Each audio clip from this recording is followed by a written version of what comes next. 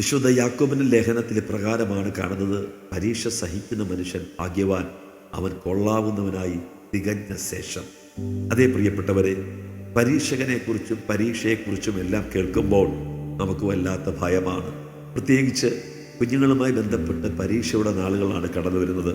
എത്ര നന്നായി പഠിക്കുന്ന ഒരു കുട്ടിയാണെങ്കിലും പ്രത്യേകിച്ച് പരീക്ഷ എന്ന് കേൾക്കുമ്പോൾ വല്ലാത്തൊരു ഭയം നമ്മുടെ ഉള്ളിലേക്കുണ്ടാകും.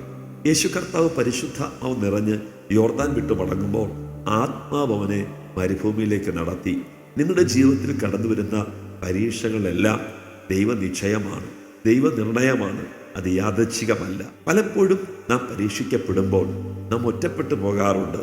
നമ്മുടെ കൂടെ നിൽക്കുമെന്ന്, നമ്മളെ സഹായിക്കുമെന്ന്, നമ്മളെ ചേർത്ത് പിടിക്കുമെന്ന്, നമ്മുടെ പ്രതിസന്ധിയുടെ നടുവിൽ നമുക്കൊരാശ്വാസമായി തീരുമെന്ന് നാം ചിന്തിച്ചവരൊക്കെയും ഒരുപക്ഷെ നമ്മളെ തള്ളിക്കളയുന്ന നിമിഷങ്ങൾ നമ്മുടെ ജീവിതത്തിൽ കടന്നു വരാം.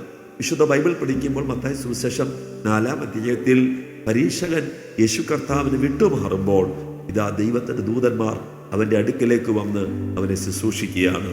യേശു കർത്താവ് പരീക്ഷിക്കപ്പെടുന്ന നിമിഷങ്ങളിലൊന്നും ദൈവദൂതന്മാർ തനിക്ക് സഹായത്തിനായി ഉണ്ടായിരുന്നില്ല.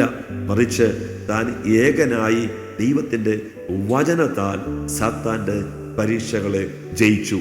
ഈ ദിവസങ്ങളിൽ വചനത്താൽ ജയിക്കുവാൻ, അഭിഷേകത്താൽ ജയിക്കുവാൻ ദൈവം നിങ്ങളെ കണ്ടിരിക്കുകയാണ്. ജീവിതത്തിൽ ഒറ്റപ്പെട്ട അനുഭവമാണോ? നിരാശപ്പെടരുത്.